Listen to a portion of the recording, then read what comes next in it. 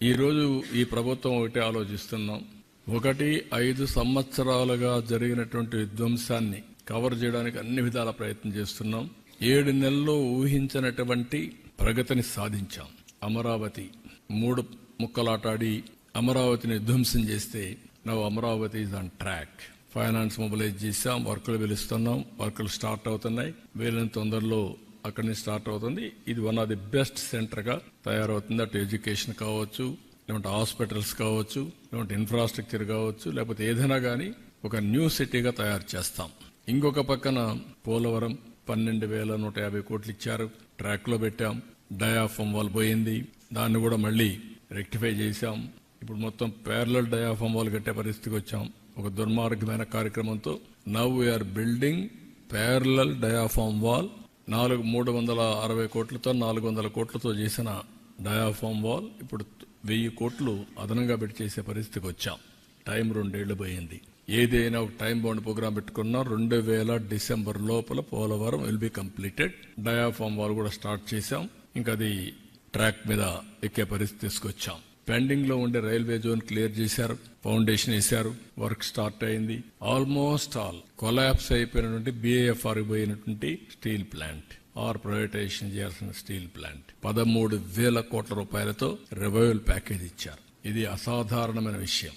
ఏదైతే ప్రజలు ఆ రోజు చూపించిన ఆదరణ, ఎన్డీఏకి ఇచ్చినటువంటి ఒక విధంగా చెప్పాలంటే ల్యాండ్ స్లైడ్ విక్టరీ, ఈరోజు ఈ ప్రాజెక్టు కూడా రివైవ్ చేసే పరిస్థితికి వచ్చాం. దాన్ని ఫోకస్ చేస్తాం. మళ్లీ విశాఖపట్నం ఆంధ్రుల హక్కు, ఆత్మ గౌరవాన్ని కాపాడే ప్రాజెక్ట్ ఇది. దీన్ని ఏం చేయాలో చేసి ముందుకు తీసుకెళ్తాం. ఇంకా రాబోయే 5 ఏళ్లలో ప్రపంచంలో ఎన్ని దేశాలుంటే అది డెమోక్రటిక్ దేశాలు కావచ్చు, కమ్యూనిస్ట్ దేశాలు కావచ్చు, లేకుంటే రాజులుండే కింగ్డమ్స్ కావచ్చు, అన్ని దేశాల్లో వీళ్ళు ఉంటారు. ఆ పరిస్థితికి వచ్చారంటే అది ఆ రోజు వచ్చిన విజన్. అందుకే ఈ రోజు కొత్తగా ఇంకొకటి స్టార్ట్ చేశాను CIIతో కలిసి, GLC గ్లోబల్ లీడర్షిప్ సెంటర్. వీళ్ళందరికీ CII, IMD కూడా ముందుకు వచ్చారు. IMD సింగపూర్ లో best university in business school. వాళ్ళు వచ్చి ఒక కొలాబరేషన్ చేసుకుని అకాడమిక్ ఇన్స్టిట్యూషన్స్ అన్ని IMD తీసుకొస్తారు, వరల్డ్ బెస్ట్ ఇన్స్టిట్యూషన్స్ ని. CII ప్రాతినిధ్యం వహిస్తారు. ఒక మేనేజ్మెంట్ కమిటీ ఒకటి పెడతాం. దీంట్లో టాప్ ఇండస్ట్రియలిస్టులు అందరినీ ఇన్వాల్వ్ చేస్తాం. మేనేజ్మెంట్ కమిటీలో కూడా గ్లోబల్ లీడర్స్ అందరినీ తీసుకుంటాం. Who are all willing to join, will take them. Global leaders ని, ఆంటర్ప్రెన్యూర్స్ ని ప్రమోట్ చేస్తాం. 2047 కి ఈ రోజు పర్ క్యాపిటల్ ఇన్కమ్ లో నెంబర్ 1 ఉన్నాం. ఆ రోజుకి వెల్త్ క్రియేషన్ లో, వెల్త్ లో మోస్ట్ ఇన్ఫ్లుయెన్షియల్ కమ్యూనిటీగా ఇండియన్స్ ఉంటారు. దాంట్లో 35% తెలుగు వాళ్ళు ఉంటారు. దట్ ఈస్ మై డిజైర్, నా కోరిక, నా ఆశయం. దానికోసం పనిచేస్తున్నాం. ఇవన్నీ సాధ్యమా అంటే మన కళ్ల ముందనే కనపడుస్తున్నాయి. Proof of concept. ఇది సాధ్యం. సాధారణమైన వ్యక్తుల్ని అసాధారణమైన వ్యక్తులుగా తయారు చేయడానికి నేను ప్రయత్నం చేస్తున్నాను. అది జరుగుతుంది. దానికి ఈ ఆర్గనైజేషన్ ఎస్టాబ్లిష్ చేస్తున్నాం. అమరావతిలోనే ఈ కన్వెన్షన్స్ అన్ని ఉంటాయి. గ్లోబల్ లీడర్షిప్ ఫోరం కన్వెన్షన్స్ ఇక్కడ ఉంటాయి. డిఫరెంట్ కంట్రీస్ లో చాప్టర్స్ ఉంటాయి. CII కూడా ఇన్వాల్వ్ అవుతుంది. ఇద్దరు కలిసి దీన్ని ప్రమోట్ చేసి అటు కార్పొరేట్ గవర్నెన్స్, పబ్లిక్ గవర్నెన్స్ లో రాణించే విధంగా లీడర్షిప్ తయారు చేసి ఫ్యూచర్ ఛాలెంజెస్ ని సమర్థవంతంగా ఎదుర్కోవడానికి ఏ విధంగా తయారు చేయాలో ఆ విధంగా తయారు చేస్తాం. దీనివల్ల ప్రపంచానికి సర్వీస్ అందించడానికి భారతదేశం ఒక హబ్ గా తయారవుతుంది. మీరు ఈ విషయం గుర్తుపెట్టుకోవాలి. నేను అందుకే పదే చెప్తున్నాను, think globally, act globally. Distance is not the constraint. విజయవాడలో కూర్చో గ్లోబల్ కంపెనీ ఎస్టాబ్లిష్ అయ్యి, విజయవాడలో కూర్చొని వర్చువల్ పనిచేయి. ఫిజికల్ గా వెళ్ళేసి మళ్లీ రావచ్చు. నేను అందుకే అన్నాను మన జురిక్ లో, మా యంగ్స్టర్స్ అందరూ ఉండుకొని మీరు వచ్చే జన్మభూమికి సేవ చేయాలన్నారు. నేను ఒకటే చెప్పాను, జన్మభూమికి సేవ చేయాలి, కర్మభూమికి కూడా సేవ చేయాలి. మీకు ఆపర్చునిటీ ఇచ్చింది, ఆదేశం ఇచ్చింది, అక్కడ పని చేయాలి, ఇక్కడ పని చేయాలి. ఆదేశాలు మీరు రావద్దండి ఇక్కడికి, అక్కడే ఉండండి. Be a citizen. అక్కడే ఉండి మీరు పైకి వస్తే బెటర్ ఆపర్చునిటీ వస్తాయి. ఇక్కడికి వస్తే ఇక్కడ ఉండే వాళ్ళతో కంపీట్ అయ్యి మళ్ళా మీరు మామూలు వ్యక్తులు అయిపోతారని చెప్పాను. ఈ రోజే పేపర్లో మీరు చూసుంటారు, petrochemical complex Ramayapatnam, highest capital investment, అతి పెద్ద రిఫైనరీ రామాయపట్నంలో 96,800 కోట్లతో రిఫైనరీ వస్తా ఉంది, BPCL. అది పెట్టగానే వెళ్తే, పెట్రోకెమికల్ కాంప్లెక్స్కి వెళ్తే ఇంకొంచెం పెరగచ్చు, ఏదైనా కొలాబరేషన్స్ అవన్నీ వస్తాయి. AMNS Mittal plant 14 million metric tons కెపాసిటీతో వెళ్తున్నారు. అది మొన్నే అగ్రిమెంట్ ఇంకా ఎన్ఎండిసి కావాలి. అది అవుతానే గవర్నమెంట్ ఆఫ్ ఇండియా ఒప్పుకున్నారు. రా మెటీరియల్ ఇస్తే ఇమీడియట్ గా స్టార్ట్ చేస్తారు. 1,35,000 కోట్ల రూపాయలతో పెట్టడానుకున్నారు. ఒక ఫేజ్ 2 ఫేజ్ సమరిగా. ఎల్జీ ఎలక్ట్రానిక్స్ ఒక 5,000తో పెడుతున్నారు.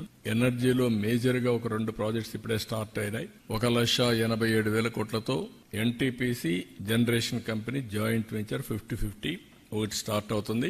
గ్రీన్ కో ఏదైతే clean energy almost all complete అయ్యింది. హైబ్రిడ్ మోడల్ అది కూడా మీరు చూసినప్పుడు సోలార్, విండ్, పంప్డ్ ఎనర్జీ కలిపి చేశారు. ఇప్పుడు గ్రీన్ అమోనియా 1 year లోపల ప్రపంచానికి ఇంట్రడ్యూస్ చేయబోతున్నాం from Kakinada. Nagarjuna fertilizers plant తీసుకొని వాళ్ళు వర్క్ స్టార్ట్ చేస్తారు. 1 year లో ఫైనలైజ్ చేస్తారు. 1 year లో ఫస్ట్ టైం అందరూ మాట్లాడుతున్నారు ప్రపంచం అంతా. మనం రిజల్ట్స్ చూపిపోతున్నాం. ఆ ప్లాంట్ లో కూడా పెట్రోనాస్ ప్లస్ గ్రీన్ కో ఇద్దరు కలిసి జాయింట్ వెంచర్లు వెళ్తున్నారు. మార్కెట్ కూడా టైప్ చేసుకుంటున్నారు. They are going ahead. అదే మరిగా రిలయన్స్ దగ్గర ఒక 65,000 కోట్లు పెట్టి బయోఫ్యూయల్ పెద్ద ఎత్తున వెళ్తున్నారు. 500 యూనిట్లు పెట్టబోతున్నారు. అవి కూడా వర్క్ స్టార్ట్ అవుతుంది. ఫ్యూచర్ లో ఏది చూసినా కూడా మ్యానుఫ్యాక్చరింగ్ కూడా గ్రీన్ ఎనర్జీ వాడితే దానివల్ల అడ్వాంటేజెస్ ఉంటాయి. టోటల్ గా గ్లోబల్ వార్మింగ్ తగ్గే పరిస్థితి వస్తుంది. Not only green hydrogen, it is leading to green manufacturing. రెండోది building the next petrochemical hub. Andhra Pradesh ని ఇంకొక పెట్రోకెమికల్ హబ్ గా తయారు చేయాలని.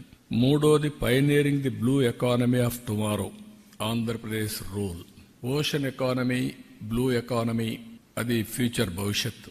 అబండెంట్ ఆపర్చునిటీస్ ఉన్నాయి ఆంధ్రప్రదేశ్ కి. ఎందుకంటే 1000 కిలోమీటర్ల సీ కోస్ట్, అది కూడా ఈస్ట్ కోస్ట్ లో ఉన్నాం.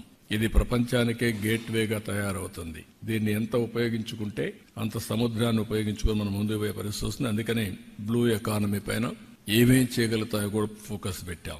ఇంకొక పైన achieving SDGs by catalyzing nature అనే system scale. APCNF Andhra Pradesh community managed natural farming ప్రపంచానికి ఒక నమూనా. Andhra Pradesh people are very happy. 1 farmer to 1 million. ఈ రోజు ఒక వ్యక్తితో స్టార్ట్ చేసి 10 లక్షల ఫార్మర్స్ కి రీచ్ అయ్యాం. ఇది రాబోయే 5 ఏళ్లలో 40 లక్షల ఫార్మర్స్ కి రీచ్ అయ్యే పరిస్థితి వస్తుంది. ఇది ప్రపంచానికి ఒక నమూనా.